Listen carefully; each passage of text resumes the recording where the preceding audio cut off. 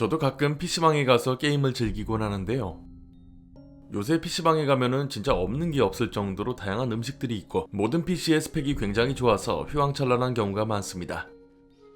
엄청 호화롭다는 생각이 들 정도로 PC방이 많이 발달한 게 느껴지죠. 하지만 15년 전만 해도 지금의 PC방은 상상도 못할 정도로 낙후된 곳들도 있었습니다. 게다가 담배도 필 수 있었기 때문에 소굴 같다는 표현이 어울리기도 했는데요. 오늘은 이 당시 PC방에서 알바를 했던 분이 이야기 하나를 제보해 주셨습니다. 왠지 그때의 기억을 떠올리면서 보니까 굉장히 무섭네요. 수강하시기 전에 출첵 한 번씩 부탁드립니다. 가시죠. 아마 이 이야기를 듣는 분들이라면 상상도 못하실 분들도 계실 겁니다. 예전의 PC방은 지금과는 사뭇 다른 분위기를 자아내곤 했습니다. 제가 고등학교를 막 졸업하고 대학에 입학하기 전 잠시 시간이 비는 2달간 PC방에서 알바를 했습니다. 알바를 했던 PC방은 집에서 조금 걸어가야 했지만 오며 가며 봤던 곳이었고 막상 면접을 본다고 들어가 보니까 당시 기준으로 꽤 괜찮은 편에 속했습니다. 총 2개의 방으로 나뉘어 있었고 나름 냉동식품도 제공하던 곳이었죠. 카운터를 중심으로 오른쪽에 널따란 방이 하나 있었고 왼쪽에 있는 방은 작았지만 PC들이 옹기종기 모여있는 구조였죠. 카운터에 앉아 있으면 오른쪽과 왼쪽 방 모두가 보였지만 모든 PC가 보이는 구조는 아니었습니다. 당시 저도 친구들과 자주 PC방을 다녔기 때문에 막상 이곳에서 일을 하려고 하니 나름 신선하기도 하고 감회가 새로웠습니다. 저는 평일 낮타임에 일을 해야 했고 저까지 2명의 알바가 있었으며 새벽에는 PC방 사장님이 업장에 나와서 손님들을 응대했습니다.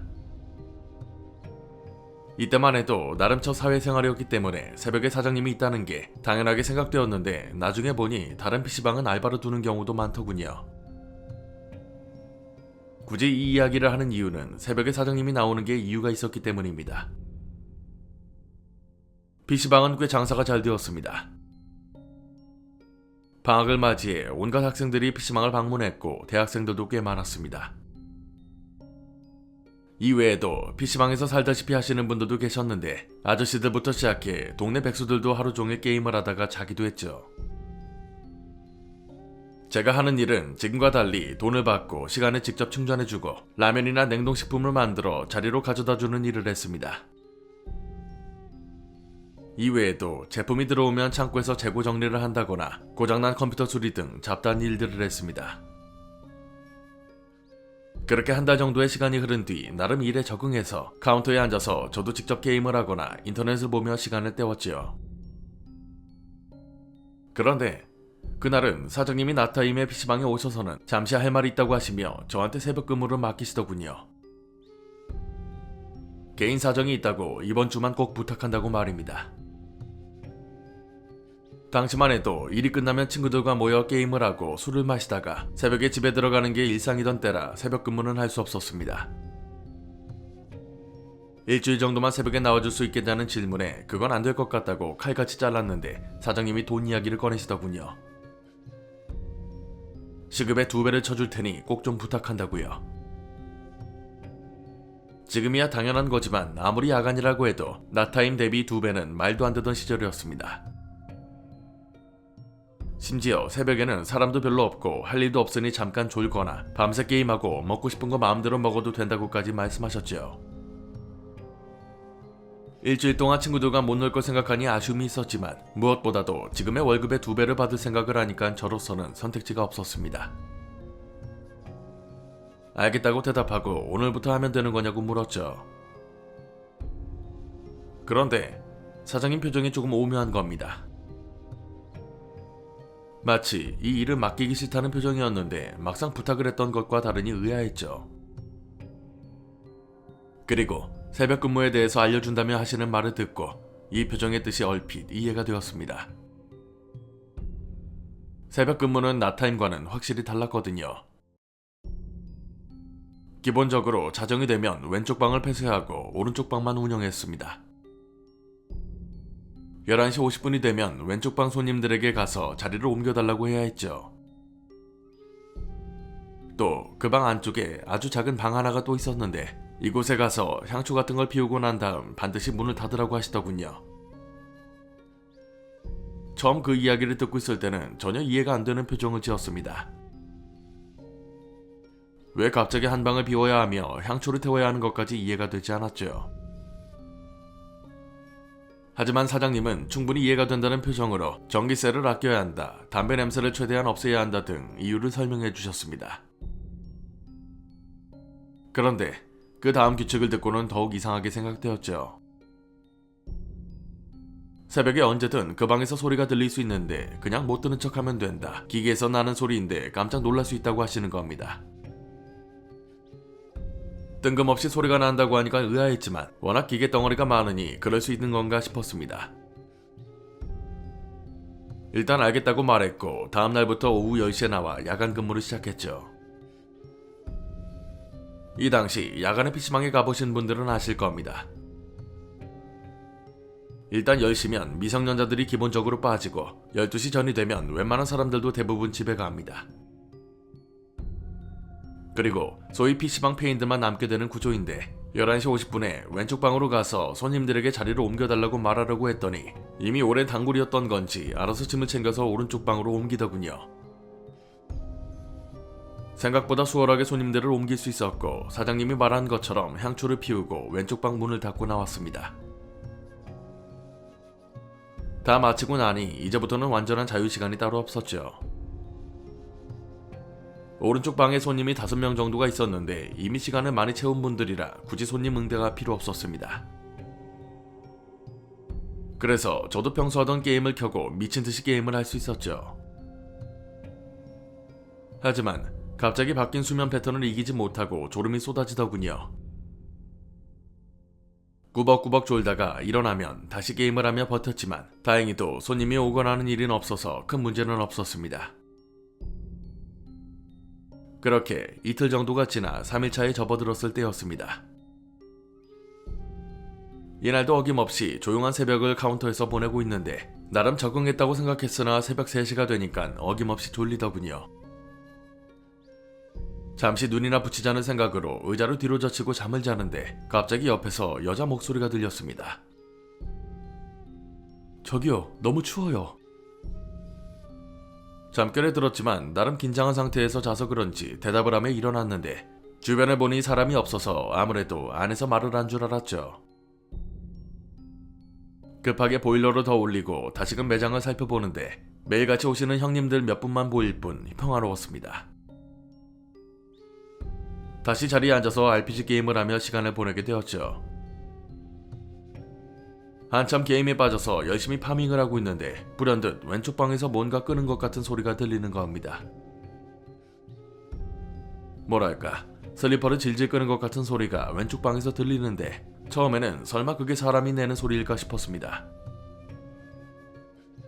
PC에서 나는 소리인 줄 알고 저러다 말겠지 싶어 다시 게임에 집중하는데 질질 끄는 것 같은 소리가 전혀 끊길 생각도 없이 계속 들려오는 겁니다. 대체 이게 무슨 소리일까 싶어 하던 걸 마무리하고 방문을 열고 들어갔는데 이게 웬걸, 문을 열자마자 그 소리는 언제 그랬냐는 듯 뚝하고 멈췄습니다. 내가 잘못 들었나 싶어서 다시 자리에 앉아 게임을 하고 있으니 더 이상 이상한 소리는 들리지 않았고 나름 평범하게 근무를 마쳤습니다. 그리고 다음날이 되어 다시 그 시간이 되었을 때 말도 안 되는 광경을 보게 되죠. 이때도 게임을 열심히 하고 있었는데 모니터에 집중하고 있는 와중에도 시선 왼쪽에서 뭔가 움직이는 게 보이더군요. 문을 닫아놨지만 그 양옆으로 작은 유리창 같은 게 있는 구조인데 그 창문으로 뭔가 움직이는 게 시야에 잡힌 겁니다. 당연하게도 그 방에는 사람이 없는 게 맞는데 뭔가 움직였다는 게 제 눈으로 보이다 보니까 약간 의아하더군요.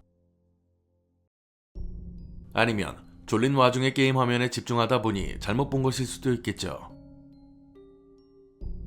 그렇게 10분 정도가 흘렀을 때 또다시 뭔가 움직이는 게 보였고 곧바로 눈을 돌려 창문 쪽을 쳐다봤습니다. 왼쪽 방은 불을 다 꺼뒀기 때문에 안쪽이 자세히 보이지 않으나 어쨌든 전기 코드들이 작은 불빛을 내고 있어서 아주 희미하게 안이 보입니다. 그럼에도 밖에서 보니까 제대로 보이진 않았는데 창문을 통해 한참을 자세히 보니 그 안에 웬 여자가 서 있는 게 보이더군요. 아니, 이미 한참 전부터 저와 눈이 마주친 것처럼 저를 정면으로 응시하고 있는데 확실치 않으나 입가에는 옅은 미소도 보이는 것 같았습니다. 깜짝 놀라서 외마디 비명을 지름과 동시에 자리에서 일어나 빠르게 문을 열었습니다. 들어가자마자 불을 켜고 온 방을 뒤졌는데 여자는커녕 움직이는 건 단 하나도 없다는 걸 깨닫고 겁에 질려서 뛰쳐나왔습니다. 얼마나 놀라고 무섭던지 밖으로 나가서 담배를 몇 대를 피웠는데도 도저히 다시 올라갈 엄두가 나지 않더군요. 그렇다고 사장님에게 전화를 걸 수도 없는 노릇이라 혼자 전전긍긍하다가 겨우 용기를 내어 PC방으로 들어갔습니다. 왼쪽 방에는 제가 나갔던 모습 그대로 불이 켜져 있었는데 그나마 오른쪽 방에서 들리는 게임 소리에 두려움이 줄어들긴 하더군요. 이때부터는 아침까지 왼쪽 방의 문을 열고 불을 다 켜두며 있었습니다. 가끔 이상한 소리가 들렸지만 절대 방을 쳐다보지 않았고 들어가지도 않았죠. 그렇게 날이 밝고 다음 순번 알바가 왔을 때 빠르게 교대하고 집으로 돌아왔습니다. 돌아와서도 잠도 오지도 않고 계속 새벽에 봤던 여자 얼굴이 떠오르며 집에서 버티고 있다가 10시가 되자 바로 사장님에게 전화를 걸었습니다. 전화를 받자마자 제가 겪은 모든 일을 상세히 사장님에게 말씀드렸죠. 그렇다고 뭔가 해답을 달라는 건 아니었지만 말을 안 하고는 도저히 새벽 근무를 다시 할 엄두가 나지 않았습니다. 그런데 사장님의 반응이 예상했던 것과 전혀 다른 겁니다. 피곤해서 그렇다, 너가 잘못 본 거다 등의 반응이 나와야 하는데 나도 알고 있어. 근데 전혀 무서워하지 않아도 돼 라고 하더군요. 말을 잊지 못하고 있으니 어떻게든 저를 달래려고 하셨죠. 내가 미리 말은 못했는데 아마 머리가 좀 짧은 여자였을 거야. PC방 시작했을 때부터 가끔 나타났는데 전혀 신경 쓰지 않아도 되고 그렇다고 너한테 해를 가하는 건 아니니까 그냥 내가 하라는 대로 하면 돼. 사장님 말씀은 그냥 거기서 나오는 귀신이니까 신경 쓰지 말라는 것이었습니다. 저로서는 도저히 이해가 안 되었고 아무리 그래도 그렇지 귀신이 바로 앞에 나타나는데 신경 쓰지 말라고 하는 것도 이해되지 않더군요. 그러면서 앞으로 3일 정도만 남았으니 조금만 참으라고 덧붙이셨습니다. 그래서 제가 그럼 그 귀신이 왜 나오는 거냐, 뭐 무당이라도 불러서 쫓아내야 되는 거 아니냐고 대답했죠. 하지만 사장님은 굳이 그럴 필요도 없는 거라고 새벽에만 나타난다고 하더군요. 그러면서 하시는 말이 안 그래도 본인도 처음 보고서 놀라서 여기저기 알아봤는데 이게 원래 학원으로 쓰였던 장소라고 하더랍니다. 원래는 결혼한 여자가 운영하던 학원이었는데 학원이 망한 건지 아니면 남편과 안 좋은 일이 있었던 건지 학원에서 스스로 목숨을 끊었다고 하더군요. 그리고 나서 점포가 사장님에게 왔던 건데 그러다 보니 원래 귀신이 나왔다는 둥의 이야기는 전혀 못 들었대요. 즉 사장님만 알고 있는 귀신이었던 거죠. 물론 그 여자가 학원 원장 귀신인진 모르겠지만 그것 말고 설명되는 게 없었습니다. 그리고 그날부터 3일간 지옥의 야간 알바가 시작되었죠. 사장님의 말씀에도 아랑곳하지 않고 왼쪽 방문을 활짝 열어놓았고 불도 켜두었습니다. 적어도 밝은 곳에서는 안 나타날 거라는 제 나름의 생각이었는데 다행히도 3일 내내 여자가 나타나거나 이상한 소리가 들리진 않았습니다. 그렇게 시간이 지나 다시 나타임으로 바뀌고 얼마 안 있다가 학교에 입학하게 되며 자연스럽게 그 PC방에는 왕래를 끊게 되죠. 정말 다행인 사실을 나중에 알게 되었습니다. 제가 3일차에 들었던 여자 목소리, 생각해보니 그날 오른쪽 방에는 남자만 있었습니다. 그런데 저한테 춥다고 했던 건 여자의 목소리였는데 정말 다행히도 그걸 모든 알바가 끝나고 나서 생각해냈다는 것이죠. 만약 그 자리에서 그 사실을 알았다면 온전히 야간 근무를 마칠 수 있었을까 싶습니다. 이야기는 여기까지입니다. 저도 녹음하는 내내 알바생의 빙의에서 상상해보니까 진짜 무서웠습니다. 실제로 그때의 PC방의 새벽에는 게임 소리만 조금 들릴 뿐 어둡고 조용했습니다. 알바를 하던 분들은 카운터에서 자고 있을 때도 많아서 뭘 더 시키기도 어려웠죠. 마지막에 말씀하셨던 부분이 굉장히 압권인데요.